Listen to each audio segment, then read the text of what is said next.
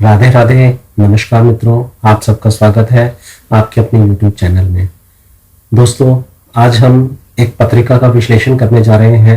यह पत्रिका एक विवाहित महिला की है जो कि यह जानना चाहती हैं कि क्या उनके भाग्य में विवाह का सुख है या नहीं है। साथ ही अगर विवाह का सुख नहीं है तो क्या डिवोर्स उनके लिए उत्तम रहेगा और डिवोर्स मिलेगा या नहीं मिलेगा, और क्या उसके बाद उनकी दूसरी शादी का भी योग बनता है। तो चलिए कुंडली का विश्लेषण करते हैं।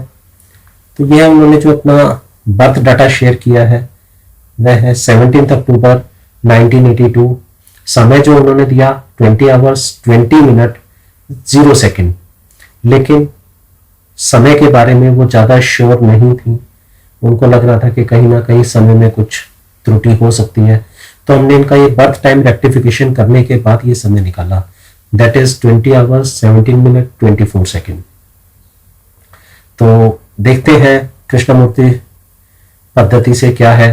तो सबसे पहले हमने जब टाइम रेक्टिफिकेशन किया तो इनके कुछ इवेंट्स थे, उन इवेंट को हमने मैच किया। मैच करने के बाद मैंने ये समय निकाला है। तो कैसे, सबसे पहले चंद्र को देखते हैं। चंद्र जो है उसका नक्षत्र स्वामी राहु है। तो क्या चंद्र का जो नक्षत्र स्वामी है वो लगन का सब लॉर्ड बनता है। तो यहाँ लगन का सब लॉर्ड राहु बनता है, जो कि बिल्कुल सही है। फिर हम देखते हैं लगन जो कि व्यक्ति खुद हुआ जातक, और नौवां भाव जो है वो पिता के लिए देखा जाता है। तो क्या इन दोनों का सब लॉर्ड एक ही है। तो यहां मैं देखता हूं कि थोड़ी सी कमी है। थोड़ी सी कमी क्या है कि यहाँ पे मैंने 20 आवर्स 17 मिनट 24 सेकंड लिए हैं। इसकी जगह अगर मैं आधा सेकंड का समय बढ़ाता हूं, जो कि मेरे पास ऑप्शन नहीं है, तो मैंने 1 सेकंड का समय बढ़ाया। तो यहाँ पे जो सबलोड है वो देखिए, लगन का सबलोड यहाँ पे शनि है, नवें भाव का सबलोड वो भी शनि है। जब ये दोनों शनि ले लेता हूं तो चंद्र का जो नक्षत्र स्वामी है वो यहाँ पे शनि हो जाता है, जबकि मुझे राहु चाहिए। तो यहाँ पे इसलिए मुझे समझ में आया कि ये आधे सेकंड का डिफरेंस है, बहुत ज़्यादा डिफरेंस नहीं है। तो मेन जो चीज़ हम लेते हैं तो 20 आवर्स 17 मिनट 24 सेकंड। तो कृष्णमूर्ति पद्धति से हमने इनका बर्थ टाइम रेक्टिफिकेशन करके इवेंट्स मैच कर लिए, और हमारे पास जो समय आया वही आया। वृषभ लगन ही है। तो हम पराशर ज्योतिष से सबसे पहले इनको समझने की कोशिश करेंगे कि इनकी कुंडली क्या कहती है। तो यहां भी हमने वही समय वही सब कुछ लिया, 17 अक्टूबर 1982, और समय है 20 आवर्स 17 मिनट 24 सेकेंड। दिल्ली का इनका जन्म है। तो वृषभ लगन की कुंडली बनी। वृषभ लगन की जो कुंडली है तो लग्नेश जो है, या सबसे पहले हम देखते हैं कि वृषभ लगन की कुंडली, वृषभ लगन के लिए हम देखेंगे दूसरा घर और 7वां घर, ये दोनों पराशर ज्योतिष में, वैदिक ज्योतिष में मारक भाव कहे गए हैं। और स्थिर लगन है तो स्थिर लगन के लिए 9वां भाव जो कि भाग्य का भाव भी होता है, तो वो इनका बादकेश हो गया, यानी बाधक भाव हो गया। इसका जो स्वामी होगा वो इनके लिए बादकेश हो गया। फिर पराशर ज्योतिष में या वैदिक ज्योतिष में हम कहें 6ठा भाव, 8वां भाव और 12वां भाव, ये तीनों भाव खराब कहे गए हैं। 12वां भाव यहाँ सम हो जाता है, लेकिन 8वां भाव बहुत अशुभ कहा गया है। फिर देखते हैं हम इनकी चंद्र राशि जो कि तुला है, क्योंकि चंद्रमा यहां तुला राशि में बैठे हैं। तुला राशि जो कि एक बहुत ही बैलेंस्ड राशि है, यानी इसको हम कहेंगे कि ये हर चीज में बैलेंस करके चलने वाली। लेकिन तुला राशि को बाजारू राशि भी कहा गया है, तो कोई दिक्कत नहीं है। आगे चलते हैं हम। सबसे पहले हम देखते हैं कि लगन यानी कि जीव खुद, जो जाति का खुद है, उनकी क्या स्थिति है। तो यहां पे हमने देखा कि लगन का स्वामी शुक्र है, जो कि छठे घर का भी स्वामी है। तो छठे घर का स्वामी और लगन का स्वामी होने के बाद वो 5वें घर में बैठा है। तो 5वें घर में बैठा है, बहुत ही अच्छी जगह है, बहुत महत्वपूर्ण है। क्यों? क्योंकि शुक्र यहां धर्म त्रिकोण में बैठे हैं। पहला धर्म त्रिकोण लगन खुद हो गया, दूसरा धर्म त्रिकोण 5वां भाव हो गया। तो धर्म त्रिकोण में शुक्र का बैठना बहुत अच्छा है।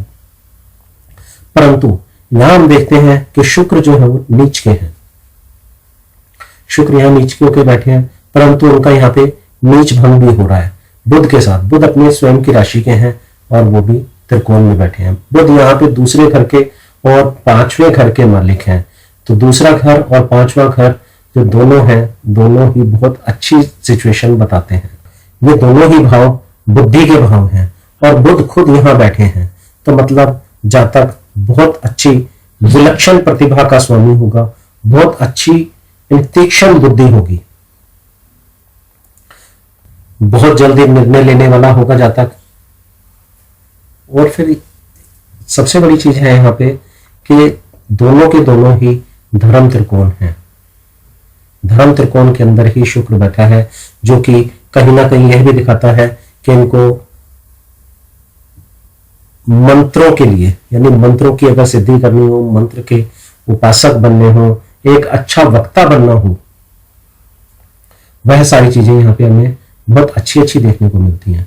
फिर एक चीज और भी देखते हैं कि जब दूसरे और पांचवें का संबंध बनता है, तो वह संबंध अगर अच्छा संबंध बना है, तो ऐसा जातक अगर किसी के लिए कुछ शब्द बोल दे, अगर वो अच्छा बोल दे अच्छे संबंध के साथ, तो वह उसका पूरा हो जाता है। अगर बुरा बोलेगा तो वो बुरा भी उसका पूरा होगा। तो यहां जातिका के लिए यह बहुत एक अच्छी स्थिति दिखती है। अब हम बात करते हैं विवाह की। उनका प्रश्न है विवाह को लेकर।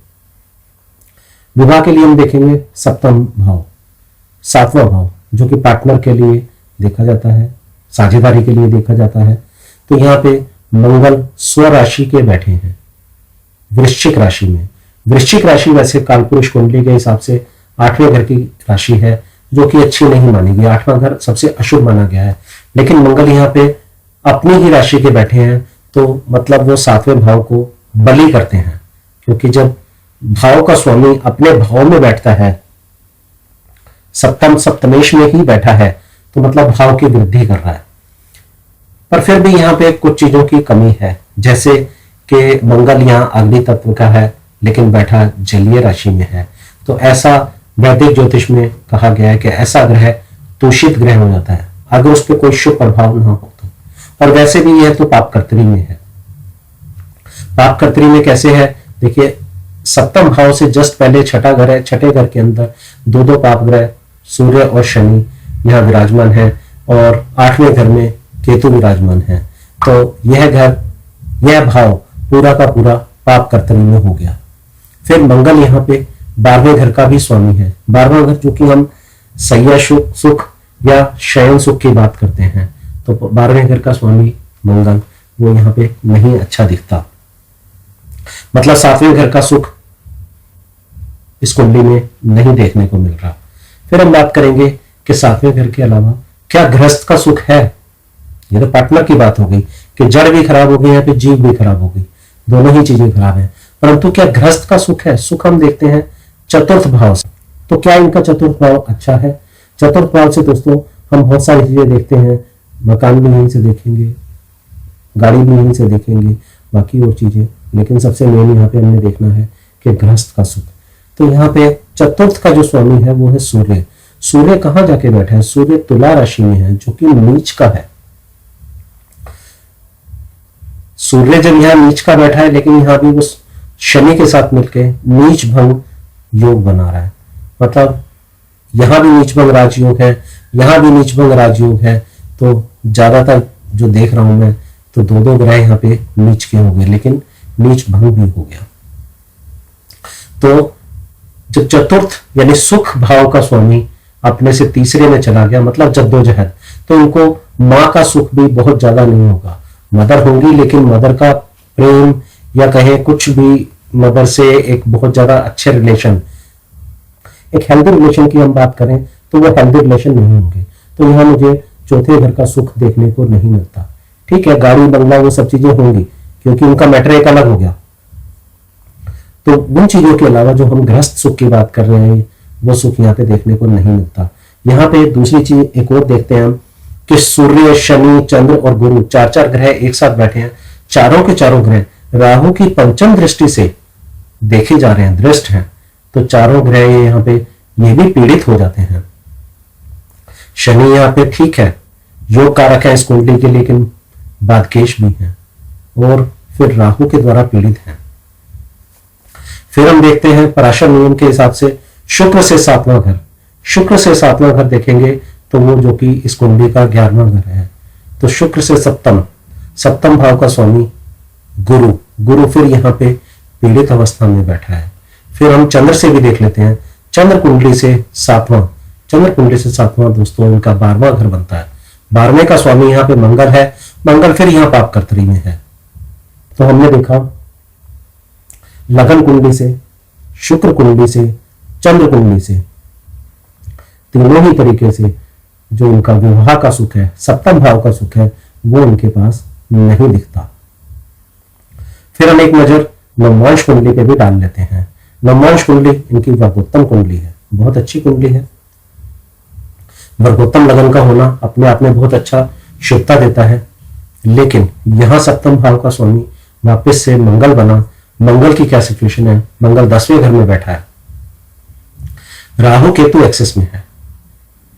जब वो राहु केतु एक्सेस में आ गया तो वैसे ही खराब हो गया। फिर हमने देखा लग्नेश यहाँ पे शुक्र है, शुक्र मंगल से यहाँ फिर पीड़ित है, वो भी राहु केतु एक्सेस में है। तो यह स्थिति भी नवमांश कुंडली के हिसाब से बहुत अच्छी नहीं है। हाँ, मंगल यहाँ पे नेतृत्व की भावना जरूर देता है, क्योंकि मंगल चतुर्थ दृष्टि से दशम हाउस को देखता है। तो वो एक लीडरशिप, नेतृत्व करना, बिजनेस में अग्रणी, ये सब चीजें इनको देता है।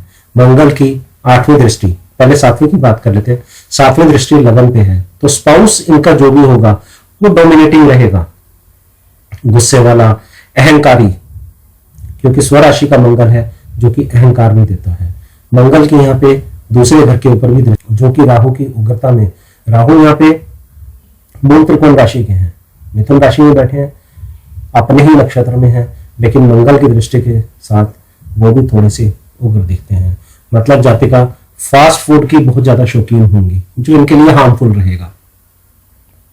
क्यों? क्योंकि राहु क्या है, राहु का पसंदीदा भोजन जो है वो फास्ट फूड ही है आज का। साथ में मंगल का तड़का लगा हुआ है, तो इनको ये मंगल का जो तड़का है ये इन्हें छोड़ना पड़ेगा। ये वो कहें कि अगर अपना शरीर अच्छा चाहिए, हेल्दी चाहिए, तो वो इन्हें छोड़ देना चाहिए। फिर हम देखते हैं छठे घर के अंदर सूर्य, शनि, चंद्र, गुरु, यानी रोग, ऋण, रिपु, इन सब चीजों के लिए छठे घर को हम देखते हैं। तो क्या छठे घर से इनका कोई ऐसा संबंध बन रहा है? तो हम देखते हैं 64वें नवमांश का स्वामी जो है वो गुरु बनता है। यहाँ पे 64वें नवमांश का जो स्वामी है वो गुरु है। तो गुरु क्या इनको बीमारी देने में सक्षम है? बिल्कुल है सक्षम। छठे से छठे का स्वामी भी गुरु ही है।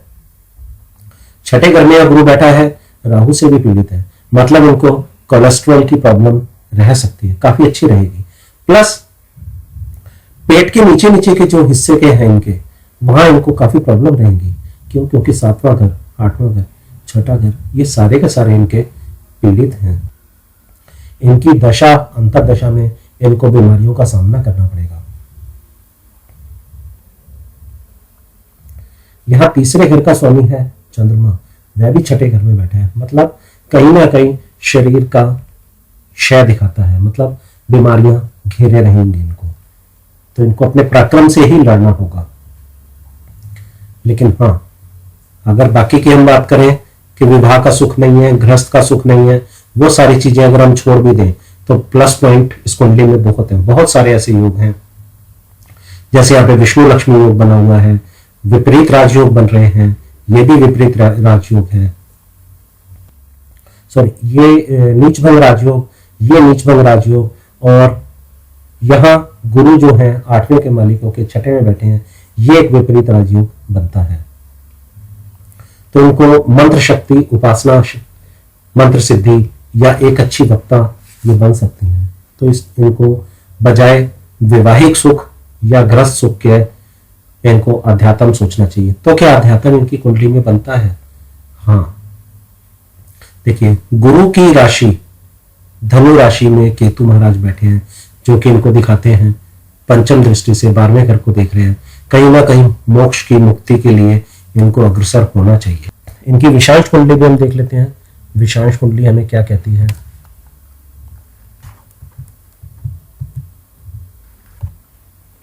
विषांश कुंडली में अब सबसे पहले देखते हैं लगन क्या है और लगन के स्वामी की क्या स्थिति है। 10वां घर जो कि धारणा का घर है कि सोचती क्या है, उसको भी देख लेते हैं। तो यहाँ पे कर्क राशि है, ये भी अच्छा है, कोई पाप प्रभाव इसके ऊपर नहीं है। यहाँ पे शुक्र लग्नेश जो है वो चतुर्थ में बैठा है, चतुर्थ में बैठ के दशम की दृष्टि है। गुरु जो कि भक्ति में आगे बढ़ने के लिए इनको आशीर्वाद दे रहे हैं। 7वीं दृष्टि लगन के ऊपर है और 9वीं दृष्टि गुरु की पंचम भाव पे है, जो कि मंत्र और मंत्र शक्ति के लिए देखा जाता है। तो गुरु की दोनों दृष्टियां इनके लिए बहुत ही शुभ और बहुत ही अच्छी हैं। लगन के ऊपर या लग्नेश के ऊपर कोई ऐसा बहुत ज्यादा प्रभाव बुरा देखने को नहीं मिल रहा।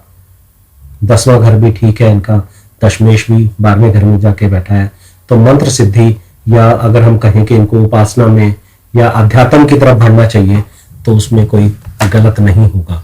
विवाह का सुख तो नहीं देखने को मिलता। अगर हम दूसरे विवाह की भी देखें तो दूसरे विवाह के लिए हम देखेंगे 9th हाउस से।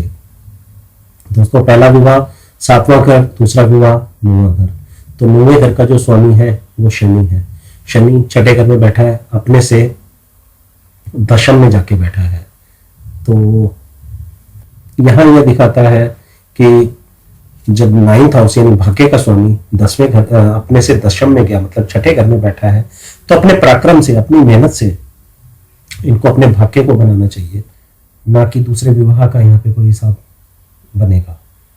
पराक्रम से, प्रतिस्पर्धाओं से, कंपटीशन से अपने व्यवसाय के अंदर या अपने भाग्य को बनाने के लिए इनको अग्रसर होना चाहिए।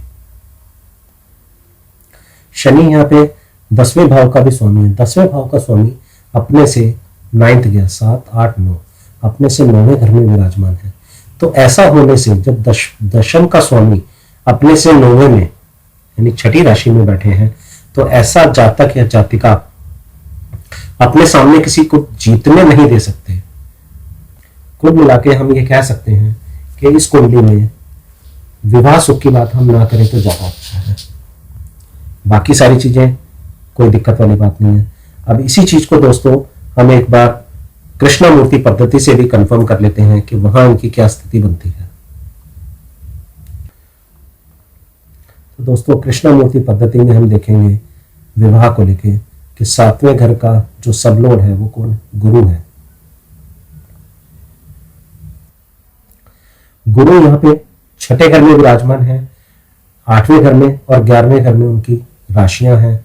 तो गुरु यहाँ पे अपने ही नक्षत्र में है और अपने ही उप नक्षत्र में विराजमान है। तो जब गुरु यहाँ पे 6, 8, 11 दे रहे हैं, मतलब छठे में बैठ के और अपने ही नक्षत्र में और अपने ही उप नक्षत्र में, मतलब अपने नक्षत्र में रेनफोर्स्ड है और अपने ही उप नक्षत्र में होकर छठे भाव में स्थित हैं, जो कि 8, 11 का स्वामी भी हैं। तो मतलब ये बहुत मजबूती से 7वें घर का फल देने के लिए तैयार बैठे हैं। और 7वें घर का मजबूती से क्या फल देंगे? मतलब 6, 8 छठा घर और 8वां घर अच्छे है ही नहीं, दूस्थान है, तो मतलब वैवाहिक सुख नहीं देंगे। लेकिन साथ में फिर मैं एक चीज और भी देखता हूं, यहाँ गुरु जो है, गुरु पार्शली अनअटेंडेड होके पहले घर के उपस्वामी हैं, दूसरे के भी हैं, उसके बाद 7वें के भी हैं और 12वें घर के भी हैं। मतलब पहला, दूसरा, 7वां और 12वां, जब ये भाव इसमें जुड़ रहे हैं तो इनको उसने विवाह भी दिया। इनके क्योंकि उपनक्षत्र स्वामी है इन भावों के, तो उसने विवाह भी दिया लेकिन साथ में परेशानी भी दी। उसके बाद हम बात करते हैं दूसरे विवाह के लिए। दूसरे विवाह के लिए अगर हम देखेंगे तो सबसे पहले वही 9th हाउस का जो सबलॉर्ड है वो शनि है। शनि की क्या स्थिति है दोस्तों? शनि यहाँ पे 5वां घर, 9वां घर, 10वां घर, 7वां, 12वां, दूसरा और 5वां। क्योंकि राशियां हैं वो 9वें और 10वें घर में है, मंगल के नक्षत्र में है और उप नक्षत्र स्वामी बुध है। तो 5, 9, 10, 7, 12 और 2, 5 मिलते हैं। तो दूसरे विवाह के लिए जो हमें चाहिए वो चाहिए दूसरा घर। सबसे पहले सातवां घर चाहिए, सातवां घर प्राइमरी हो गया, दूसरा घर जो है कुटुंब का हो गया, 11वां घर हमें हमारी इच्छाओं की पूर्ति, और 9वां घर दूसरे विवाह के लिए। यहाँ हम देखते हैं कि दूसरा घर भी हमें मिलता है, 7वां घर भी मिलता है नक्षत्र स्वामी के द्वारा, और 9वां घर मिलता है शनि के द्वारा, जो कि 9वें भाव का उपनक्षत्र स्वामी है। तो यहाँ पे हमें 2, 7 और 9 ये 3 ग्रह, 3 घर, 3 भाव हमें मिल रहे हैं, लेकिन 11वां हमें यहाँ नहीं मिलता। 7वां में 12वां भी मिल रहा है और 5वां भी मिलता है। मतलब कोई बहुत अच्छी पोजीशन देखने को नहीं मिलती, क्योंकि इच्छाओं की पूर्ति तो है ही नहीं। यहां हम देख रहे हैं कि 12वां घर जो है वो एक डेट्रीमेंटल मतलब नेगेटिव हाउस भी है तलाक के लिए। 10वां घर भी तलाक के लिए है। तो जहां हमें पॉजिटिव हाउस मिल रहे हैं वहां हमें नेगेटिव भी मिल रहे हैं, तो मतलब दूसरे विवाह की कोई गारंटी नहीं है। तो हम यहां देखते हैं तलाक के लिए। तलाक के लिए कुंडली क्या बोलती है? तलाक के लिए हम देखेंगे तीसरा घर। तीसरा घर क्यों? क्योंकि यहां से हम अपील या डॉक्यूमेंटेशन जो हमने फाइल किया कोर्ट में केस, उसके डॉक्यूमेंट्स इत्यादि। तो तीसरे घर का उपस्वामी हम देखेंगे, तीसरे घर का उपस्वामी राहु है। यहाँ पे तीसरे घर का उपस्वामी राहु हो गया। और सातवां घर जो कि उनका ओपोनेंट है, ओपोनेंट का एडवोकेट या उसकी अपील, उसके लिए 9वां घर हो गया। तो 9वें घर का स्वामी भी यहाँ शनि है और तीसरे का स्वामी यहाँ राहु है। तो दोनों की पोजीशन देख लेते हैं। तो शनि की पोजीशन तो जैसे हमने देखी 5, 9, 10, 7, 12, 2, 5। तो क्या हमारे पास जो हमारे लाभ के भाव हैं जो हमें चाहिए सफलता के लिए, 3, 10, 11। तो 3, 10, 11 में हम देखते हैं कि सिर्फ हमें 10वां घर मिलता है, बाकी नेगेटिव हाउस इसमें ज्यादा है। 10वां घर खाली हमें मिल रहा है। उसके बाद ओपोनेंट का अगर देखते हैं तो ओपोनेंट के लिए हमने देखना है राहु को। तो राहु यहाँ पे क्या देता है? राहु हमें देता है 2, 5, 6, 7, 8, 11, 12। 2, 5, 6, 7, 8 यानी सफलता के भाव जो हमें चाहिए 3, 10, 11। तो यहाँ पे भी सिर्फ एक ही सफलता का भाव मिल रहा है 11वां। 3, 10 कहीं से कहीं तक देखने को नहीं मिलता। हाँ, तलाक के भाव की अगर हम बात करें तो तलाक के लिए हमें पहला घर, छठा घर, 10वां और 12वां।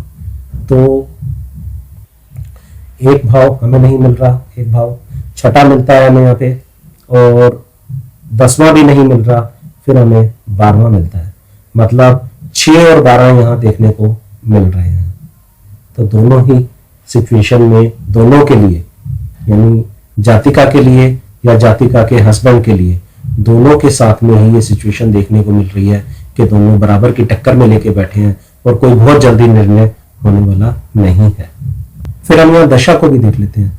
दशा स्वामी यहाँ पे शनि है। तो शनि यहाँ पे क्या दे रहा है? शनि यहाँ पे 5, 9, 10, 7, 12। तो शनि किसके नक्षत्र में है? शनि को देख लेते हैं।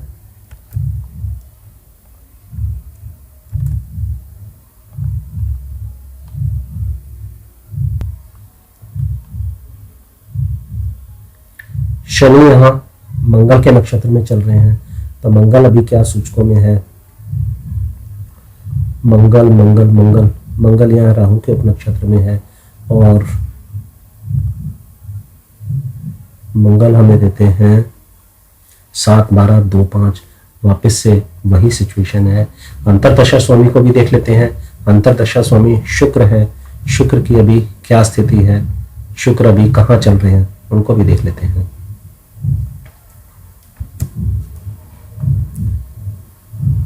शुक्र यहाँ पे बुध के नक्षत्र में है। बुध हमें क्या देते हैं? 2, 5, 3, 4, 5। तो दोस्तों कमोबेश यहां भी वही स्थिति है। ना दशा, भुक्ति, अंतरा दोनों में से कोई साथ नहीं दे रहा। ग्रहों की जो स्थिति है, जो प्लैनेटरी पोजीशन है, वो भी कोई साथ नहीं दे रही। तो ज्यादा अच्छा ये है कि इन्हें विवाहिक सुख को छोड़ते हुए आध्यात्म में जाने की सोचनी चाहिए। वो इनके लिए सबसे उत्तम रास्ता है। किसी भी कुंडली इसके हिसाब से, वैदिक ज्योतिष या कृष्णमूर्ति, दोनों से हमने देख लिया, दोनों में ही कहीं उनको सुख की प्राप्ति नहीं दिखती।